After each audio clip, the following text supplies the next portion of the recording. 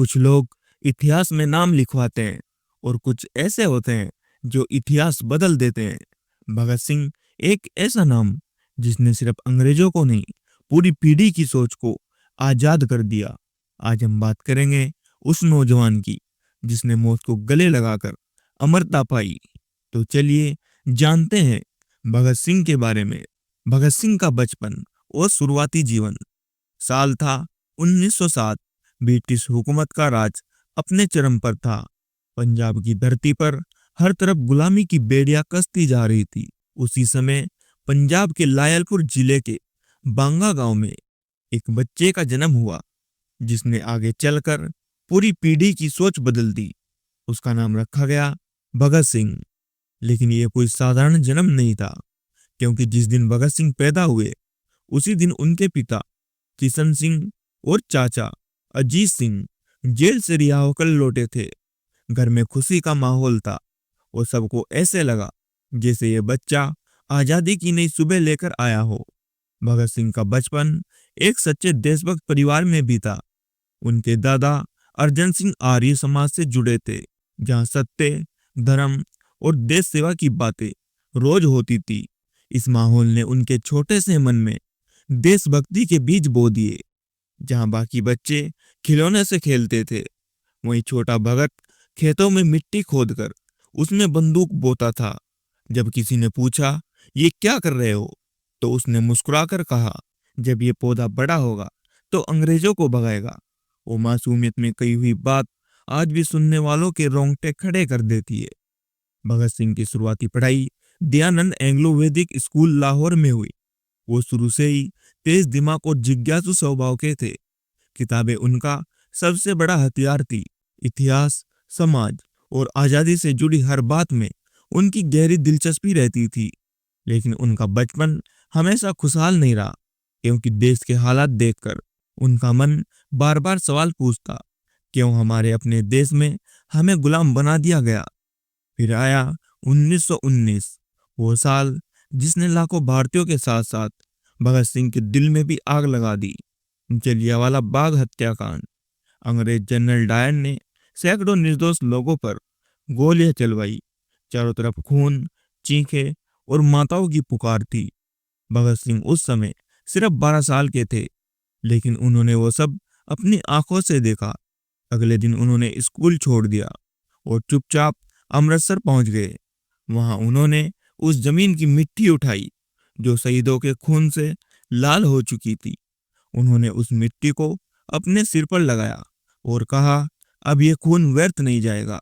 उस दिन के बाद से भगत सिंह सिर्फ एक बच्चा नहीं रहे, वो बन गए एक सोच, एक संकल्प, एक आग। जलियांवाला बाग की वो मिट्टी उनके भीतर की ज्वाला बन गई। उन्होंने तय कर लिया, अब वो अपनी कलम, अपनी सोच और अपने साहस से इस देश को आजाद करवा कर रहेंगे। वो हमेशा कहते, मुझे आजादी सिर्फ अपने लिए नहीं चाहिए, मुझे आजादी अपने देश की हर सांस के लिए चाहिए। लेकिन क्या आप जानते हैं, जलियांवाला बाग की उस मिट्टी से शुरू हुई ये आग कैसे एक क्रांति में बदल गई, जिसने पूरे ब्रिटिश साम्राज्य की नींव हिला दी। जानेंगे अगले पार्ट में। साल था 1919। पहले विश्व युद्ध के बाद भारत में माहौल उथल पुथल से भरा था। अंग्रेजों ने रोलेट एक्ट पास किया, एक ऐसा कानून जो बिना सबूत के किसी को भी जेल में डालने की इजाजत देता था। देश भर में विरोध की लहर उठी। लोग सड़कों पर उतरे और आवाज उठाई, हमें इंसाफ चाहिए। लेकिन अंग्रेजों के कानों तक ये आवाज नहीं पहुंची, बल्कि उन्होंने बंदूकें चला दी। 13 अप्रैल 1919 को बैसाखी का दिन, अमृतसर का जलियांवाला बाग, सैकड़ों पुरुष, महिलाएं और बच्चे एक शांत सभा में एकत्र हुए। कोई नारे नहीं, कोई हिंसा नहीं, सिर्फ उम्मीद थी कि शायद अंग्रेज उनकी बातें सुने। लेकिन तभी आया जनरल डायर। उसने सारे रास्ते बंद करवा दिए और बिना चेतावनी के अपने सैनिकों को फायरिंग का आदेश दे दिया। कुछ ही सेकंड में बाग बदल गया। आवाजों से गोलियों का शोर, खुशियों से चीखों का समुद्र, और सैकड़ों लोग वहीं गिर पड़े। हवा में बारूद की गंध थी, जमीन लाल हो चुकी थी। उसी समय लायलपुर के छोटे से गांव में सिर्फ 12 साल का एक लड़का अपने पिता और गांव वालों से यह खबर सुन रहा था। वो था भगत सिंह। उसकी आंखों में आंसू थे, लेकिन दिल में आग थी। अगले ही दिन वो स्कूल नहीं गया। वो चुपचाप अमृतसर पहुंचा। वहां उसने देखा वो बाग अब खून से भरी हुई जमीन बन चुका था। लोग अब भी अपने अपनों को खोज रहे थे। दीवारों पर गोलियों के निशान थे और हवा में मातम का सन्नाटा था। भगत सिंह ने उस जमीन की मिट्टी उठाई, अपने कपड़े में बांधी और घर लौट आए। उन्होंने उस मिट्टी को अपनी किताब में रखा और कहा, ये मेरे देश के शहीदों की निशानी है। जब तक अंग्रेज इस मिट्टी पर है, मैं चैन से नहीं बैठूंगा। उस दिन से वो बच्चा निडर योद्धा बन गया। उसकी सोच अब सिर्फ आजादी नहीं, बल्कि न्याय और इंसाफ की लड़ाई बन चुकी थी। वो बार बार पूछता था, जब निर्दोषों का खून बहा तो अंग्रेजों को सजा क्यों नहीं मिली? और फिर कहता, अगर अदालतें चुप हैं तो अब इतिहास बोलेगा। जलियांवाला बाग की वो घटना उनकी आत्मा पर अमिट निशान छोड़ गई। वो किताबों में लीन रहने लगे, क्रांतिकारियों के विचार पढ़ने लगे और धीरे धीरे उनकी सोच अहिंसा से क्रांति की ओर बढ़ने लगी। भगत सिंह ने तय कर लिया, अब वो सिर्फ विरोध नहीं करेंगे, वो जगाएंगे, सिखाएंगे और लड़ेंगे। अब उनकी आंखों में सिर्फ एक ही सपना था, भारत को आजाद देखना। और उनके हर शब्द में वो गूंजने लगा, जो आगे चलकर पूरे भारत का नारा बना, इनकलाब जिंदाबाद। लेकिन क्या आप जानते हैं, जलियांवाला बाग की वो मिट्टी जो भगत सिंह ने अपनी किताब में छिपा कर रखी थी, वही बाद में उनके पहले बदले की कहानी बनी। यही जानेंगे अगले पार्ट में। जलियांवाला बाग की त्रासदी ने भगत सिंह के भीतर जो आग जलाई, उस आग को दिशा दी शिक्षा और विचारों ने। अब वो समझ चुके थे, सिर्फ हथियारों से नहीं, बल्कि विचारों की ताकत से भी साम्राज्य हिलाया जा सकता है। भगत सिंह की शुरुआती पढ़ाई लैलपुर और लाहौर में हुई, जहां उन्होंने नेशनल कॉलेज लाहौर से उच्च शिक्षा ली। ये वही कॉलेज था जिसे लाला लाजपत राय ने स्थापित किया था, जहां सिर्फ किताबें नहीं, बल्कि देशभक्ति की शिक्षा दी जाती थी। वही भगत सिंह ने पहली बार महसूस किया, आजादी की लड़ाई सिर्फ गोलियों से नहीं जीती जा सकती, बल्कि उसे जीतने के लिए सोच, सिद्धांत और संगठन की जरूरत होती है। यहीं से भगत सिंह ने किताबों के साथ साथ विचारों की ताकत को समझा। उन्होंने कार्ल मार्क्स, लेनिन और टॉल्स्टॉय जैसे महान विचारकों की किताबें पढ़ी। उन्होंने जाना कि असली आजादी का मतलब सिर्फ अंग्रेजों से मुक्ति नहीं, बल्कि हर प्रकार के अन्याय, असमानता और शोषण से आजादी है। वो कहते थे, सिर्फ राज बदलने से कुछ नहीं होगा, सोच बदलनी चाहिए, समाज बदलना चाहिए। वो हर दिन नए विचारों को लिखते, नए सवाल पूछते और पुरानी सोच को चुनौती देते। उन्हें किताबों से उतना ही प्रेम था जितना किसी योद्धा को अपने हथियारों से होता है। लोग कहते थे, भगत सिंह बंदूक से क्रांति करेंगे, पर वो कहते थे, मैं बंदूक से नहीं, विचारों से इंकलाब लाऊंगा। इसी दौरान उनका संपर्क हुआ लाला लाजपत राय जैसे महान नेता से। उनकी बातें, उनके भाषण और उनका त्याग भगत सिंह के जीवन की दिशा तय करने लगी। लाला जी की बातों ने भगत सिंह को सिखाया कि क्रांति का असली मकसद हिंसा नहीं, बल्कि अन्याय के खिलाफ आवाज उठाना है। वो कहते थे, अगर मेरी बातों से युवाओं का खून नहीं खोला तो समझो मैं मरा हुआ हूं। और यही बात भगत सिंह के दिल में उतर गई। 1926 में भगत सिंह ने नौजवान सभा की स्थापना की, और एक ऐसा संगठन जो युवाओं को एकजुट करके देश के लिए सोचने और लड़ने की प्रेरणा दे। ये सभा युवाओं को सिखाती थी, देशभक्ति केवल भावना नहीं, एक जिम्मेदारी है। भगत सिंह युवाओं से कहते, अगर तुम देश से प्यार करते हो तो उसकी तकदीर बदलने की हिम्मत रखो। यही समय था जब भगत सिंह ने कलम उठाई। उन्होंने कीर्ति नाम की पत्रिका में लेख लिखना शुरू किया। उनके लेख सिर्फ शब्द नहीं थे, बल्कि क्रांति की गर्जना थी। उन्होंने लिखा, किसी भी क्रांति का मूल कारण समाज की असमानता है, और जब तक समाज में अन्याय रहेगा तब तक क्रांति जरूरी है। भगत सिंह अब एक विचारक बन चुके थे। उनकी आंखों में सपना था एक ऐसे भारत का जहां इंसाफ हो, शिक्षा हो, समानता हो। वो जानते थे कि बंदूकें अंग्रेजों को मार सकती है, पर विचार पूरी गुलामी की सोच को मिटा सकते हैं। लेकिन क्या आप जानते हैं, वो विचार जो कॉलेज की दीवारों में जन्मे थे जल्द ही एक ऐसी चिंगारी बने जिसने पूरे ब्रिटिश साम्राज्य की नींव हिला दी। यही जानेंगे हम अगले पार्ट में। साल 1929 में भारत आजादी के जोश में जल रहा था, लेकिन अंग्रेज सरकार कानों में रुई ठोस कर बैठी थी। देश के कोने कोने से क्रांतिकारी आवाजें उठ रही थी, पर हुकूमत हर आवाज को गुनाह बताकर कुचल रही थी।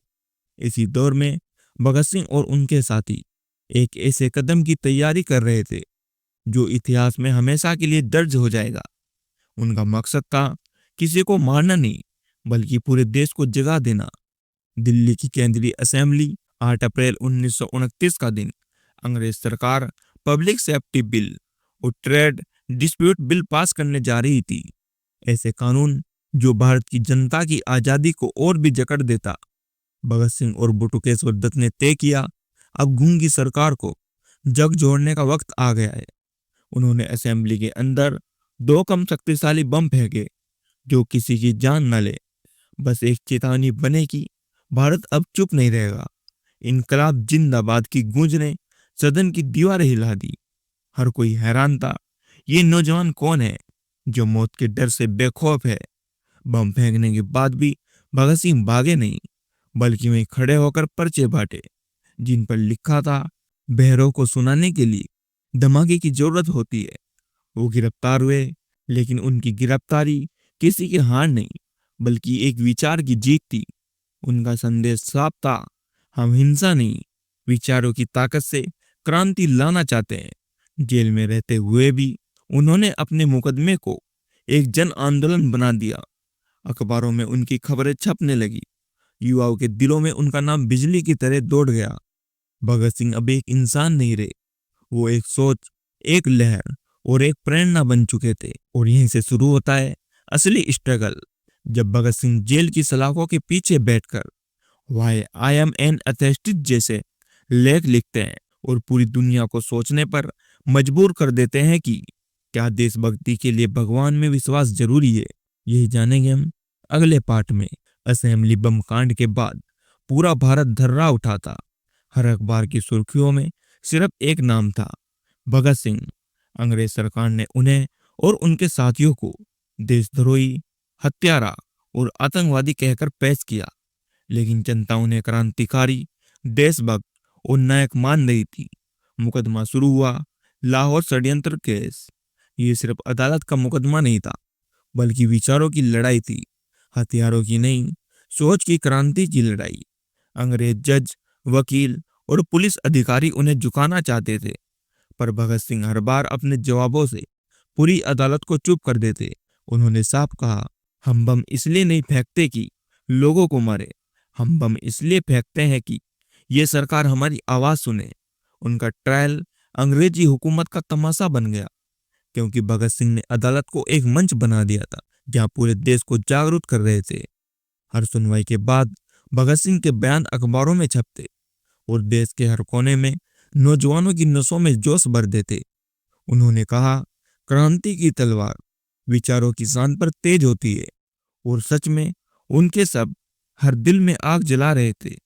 अदालत में जब उनसे पूछा गया, क्या तुम्हें अपने कर्मों पर पछतावा है, तो उन्होंने मुस्कुराकर जवाब दिया, हमें गर्व है कि हमने अपनी देश की आजादी के लिए ये किया।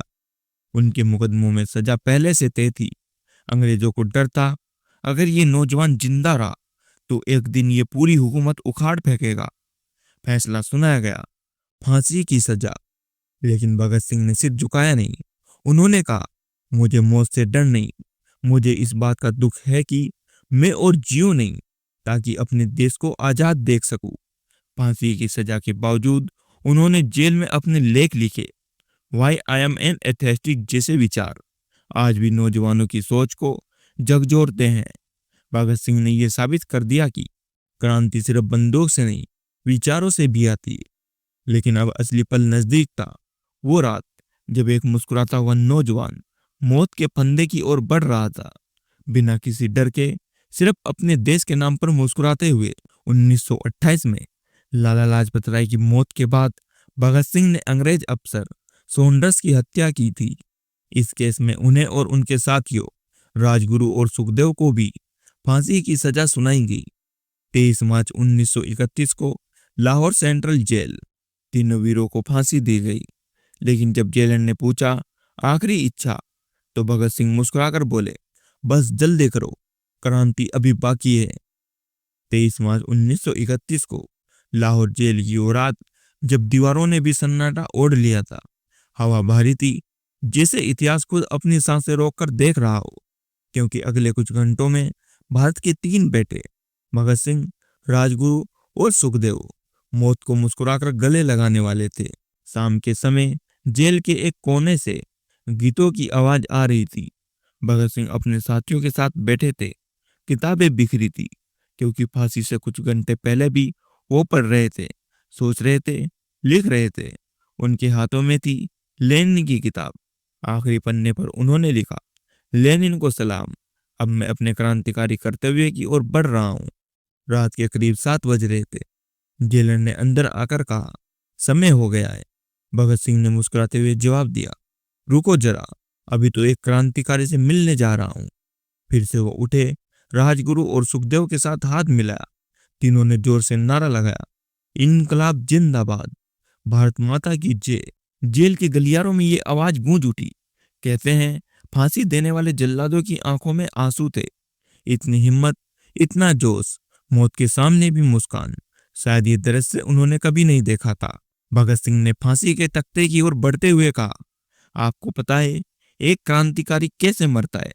और फिर जोर से हंस पड़े। जैसे ही फंदा उनके गले में डाला गया, तीनों ने एक साथ कहा, इनकलाब जिंदाबाद। 23 मार्च 1931 को रात 7:33 पर तीनों के शरीर शांत हो गए, पर उनकी आवाज, उनका जोश, उनका विचार आज भी जिंदा है। अंग्रेजों ने उनके शव को चुपके से जेल के पीछे जला दिया, ताकि लोग दर्शन ना कर सके। पर जैसे ये खबर बाहर फैली, पूरा भारत फट पड़ा। हर गली, हर गांव, हर शहर से बस एक ही आवाज आई, शहीद भगत सिंह अमर रहे। उनकी मौत ने वो किया जो शायद उनकी जिंदगी कभी नहीं कर पाती। उन्होंने एक सोए हुए देश को जगा दिया। वो शहीद तो हुए, पर उनका नाम अमर हो गया। आज भी जब कोई नौजवान डर के खिलाफ खड़ा होता है, तो उसके दिल में कहीं ना कहीं भगत सिंह की आत्मा बोलती है। उन्होंने हमें सिखाया, मौत का डर नहीं, बेइज्जती की जिंदगी से डर होना चाहिए। अब मेरा आपसे सवाल है, भगत सिंह का सपना क्या था? वो कैसा भारत देखना चाहते थे, जिसके लिए उन्होंने अपनी जान दी? और क्या आज का भारत उनके सपनों के भारत जैसा बना है? जानेंगे अगले पार्ट में। आप भी अपने विचार कमेंट में देना। भगत सिंह अब इतिहास नहीं, विचार बन चुके थे। उनकी मौत के बाद भी उनके सब जिंदा रहे।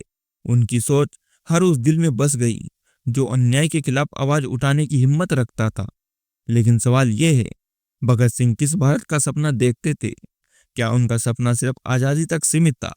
नहीं, उनका सपना कहीं ज्यादा बड़ा, ज्यादा गहरा और ज्यादा इंसानी था। जैसे पहला, आजाद भारत नहीं, जागरूक भारत उनका सपना था। भगत सिंह चाहते थे भारत सिर्फ गुलामी से मुक्त ना हो, बल्कि सोच से भी आजाद हो। उन्होंने कहा था, सिर्फ अंग्रेजों को भगाना आजादी नहीं है, असली आजादी तब होगी जब हर इंसान खुद सोच सके, खुद बोले और खुद निर्णय ले सके। वो नहीं चाहते थे कि भारत फिर किसी और शोषक के अधीन ना हो जाए, चाहे वो विदेशी हो या फिर अपना ही देशवासी। उनका मानना था, असली क्रांति तब होगी जब हर इंसान शिक्षित, बराबरी वाला और जागरूक बने। दूसरा, धर्म, जाति और नफरत से परे भारत। भगत सिंह खुद नास्तिक थे, लेकिन वो धर्म के विरोधी नहीं थे, वो अंधविश्वास के विरोधी थे। उन्होंने लिखा, अगर मेरा ईश्वर है तो वे अन्याय क्यों सहता है? अगर वो न्यायप्रिय है तो दुनिया में इतना अन्याय क्यों है? उनका यह सवाल सिर्फ धर्म से नहीं, बल्कि उस समाज से भी था जो जाति, धर्म और नफरत के नाम पर बटा हुआ था। वो एक ऐसे भारत का सपना देखते थे जहां हर इंसान की पहचान उसकी काबिलियत से हो, न कि उसके नाम या मजहब से। तीसरा, मेहनत और समानता पर आधारित समाज। भगत सिंह समाजवाद में विश्वास रखते थे। उनका मानना था कि भारत तभी सशक्त बनेगा जब हर व्यक्ति को शिक्षा, रोजगार और सम्मान का अधिकार मिले। उन्होंने कहा था, क्रांति तब तक अधूरी है जब तक समाज में शोषण खत्म नहीं होता। उनकी दृष्टि एक ऐसे भारत की थी जहां अमीर गरीब का अंतर मिटे, जहां हर बच्चा पढ़ सके, जहां हर व्यक्ति अपने अधिकारों के लिए खड़ा हो सके। चौथा, शिक्षा और सोच की क्रांति। भगत सिंह का मानना था कि शिक्षा सिर्फ डिग्री नहीं, बल्कि आवाज उठाने की ताकत देती है। उन्होंने कहा था, अगर नौजवानों के पास ज्ञान नहीं, तो वो किसी भी झूठ का शिकार हो सकते हैं। वो चाहते थे कि देश का युवा सोचने वाला हो, सवाल करने वाला हो और बदलाव लाने वाला हो, क्योंकि उनके अनुसार जो सवाल नहीं करता वही गुलाम बन जाता है। पांचवा, आज का भारत और भगत सिंह का सपना। अब सवाल उठता है, क्या आज का भारत वैसा बना है जैसा भगत सिंह चाहते थे? हाँ, हमने आजादी पाली, हमारे पास संविधान है, अधिकार है, पर क्या हम सोच से आजाद हुए हैं? क्या हम जाति, धर्म और समाज से ऊपर उठ गए हैं? क्या हम हर नागरिक को समान अवसर दे पाए? शायद नहीं। और यही वो जगह है जहां हमें रुककर सोचना चाहिए। अगर आज भगत सिंह जिंदा होते, तो वो शायद मुस्कुरा कर कहते, तुमने अंग्रेजों को हरा दिया, अब अपने अंदर के डर, नफरत और लालच को हराओ। अब मेरा आपसे आखिरी सवाल है, क्या हम सच में भगत सिंह के भारत में जी रहे हैं? क्या हमने उनकी कुर्बानी को सिर्फ किताबों और पोस्टर में सीमित कर दिया है? यही जानेंगे हम अगली पार्ट में। तो दोस्तों, भगत सिंह से हम क्या सीख सकते हैं? भगत सिंह सिर्फ एक क्रांतिकारी नहीं थे, वो एक विचारधारा थे, एक प्रेरणा थे और एक जीती जागती आग थे, जो आज भी हर भारतीय के दिल में जलती है। उनकी जिंदगी छोटी थी, लेकिन उनके विचार हमेशा जीवित रहेंगे। आज हम देखते हैं, भगत सिंह हमें ऐसे अनमोल सबक देते हैं जो हर भारतीय को जानने चाहिए, क्योंकि यही वो बातें हैं जो हमें एक बेहतर इंसान और बेहतर नागरिक बना सकती है। जैसे पहली, देश के लिए कुछ करने का जज्बा। भगत सिंह ने कभी ये नहीं सोचा मुझसे अकेले क्या होगा। उन्होंने हमेशा कहा, अगर आपके अंदर जुनून है, तो एक व्यक्ति भी क्रांति की शुरुआत कर सकता है। उनसे हमें ये सीख मिलती है, हमें देश, समाज और इंसानियत के लिए कुछ करने का हौसला रखना चाहिए। दूसरा, सोचने और सवाल करने की ताकत। भगत सिंह अंधभक्ति में विश्वास नहीं करते थे। वो हर बात को समझना, जानना और सवाल करना पसंद करते थे। उनका कहना था, जो इंसान सोच नहीं सकता, वो इंसान कहलाने के लायक ही नहीं है। इससे हमें सीख मिलती है, सवाल करना कमजोरी नहीं है, समझदारी की निशानी है। तीसरा, निस्वार्थ प्रेम और बलिदान। भगत सिंह ने अपने परिवार, सुख सुविधाएं और जीवन की सारी खुशियां देश के लिए त्याग दी। उन्होंने दिखाया कि सच्चा प्रेम वही है जो निस्वार्थ हो। देश के लिए उन्होंने जो किया, वो प्रेम का सबसे बड़ा रूप था। चौथा, अन्याय के खिलाफ आवाज उठाना। उन्होंने सिखाया कि चुप रहना भी एक अपराध है। अगर आप अन्याय देख रहे हैं और कुछ नहीं कह रहे, उनका हर कदम इस बात का प्रतीक था कि सच बोलने से डरना नहीं चाहिए, चाहे कीमत जान की क्यों ना हो। पांचवा, शिक्षा और विचारों की शक्ति। भगत सिंह बहुत पढ़े लिखे व्यक्ति थे। इन्होंने जेल में सैकड़ों किताबें लिखी, दर्शन, समाजवाद, इतिहास और विज्ञान पर। उनका मानना था कि क्रांति की शुरुआत विचारों से होती है, हिंसा से नहीं। इससे हमें सीख मिलती है, ज्ञान ही सबसे बड़ी ताकत है। छठा, युवाओं की भूमिका। भगत सिंह ने युवाओं को देश का भविष्य बताया था। वो कहते थे, अगर युवाओं के खून में आग नहीं होगी, तो देश में बदलाव कैसे आएगा? आज भी भारत के हर युवा के अंदर वही आग जलनी चाहिए जो भगत सिंह के अंदर थी, देश को आगे बढ़ाने की। सातवां, आजादी का असली मतलब। उनके लिए आजादी का मतलब सिर्फ अंग्रेजों से आजादी नहीं था, बल्कि गरीबी, अन्याय और अंधविश्वास से भी आजादी थी। उन्होंने चाहा था एक ऐसा भारत जहां हर इंसान बराबर हो, ना कोई भूखा सोए और जहां विचारों की आजादी हो। भगत सिंह की सीख हमें याद दिलाती है, देशभक्ति सिर्फ तिरंगा लहराने या नारे लगाने से नहीं आती, बल्कि अपने कार्यों, ईमानदारी और जिम्मेदारी से आती है। अगर हर भारतीय उनके बताए रास्ते पर थोड़ा भी चले, तो भारत वाकई वैसा देश बन सकता है जिसका सपना भगत सिंह ने देखा था। भगत सिंह के विचार आज के भारत में कितने प्रासंगिक है? क्या हम सच में उनके सपनों के भारत की ओर बढ़ रहे हैं? क्या कहीं रास्ता भटक गए हैं? कमेंट में जरूर लिखें। भगत सिंह ने सिर्फ अंग्रेजों से नहीं, बल्कि हमारी सोई हुई सोच से भी लड़ाई लड़ी। लेकिन क्या आप जानते हैं, अगर उन्हें आज जिंदा देखने का मौका मिलता तो वो आज के भारत से क्या कहते? सोचिए, क्या हमने भगत सिंह के उस भारत का सपना पूरा किया? और कमेंट में जरूर बताइए। और साथ ही, अगर ये वीडियो आपको पसंद आई हो तो इसे लाइक कीजिए और चैनल को सब्सक्राइब कीजिए और अपने दोस्तों के साथ क्रांतिकारी भगत सिंह की इस वीडियो को जरूर शेयर कीजिए। Thank you so much.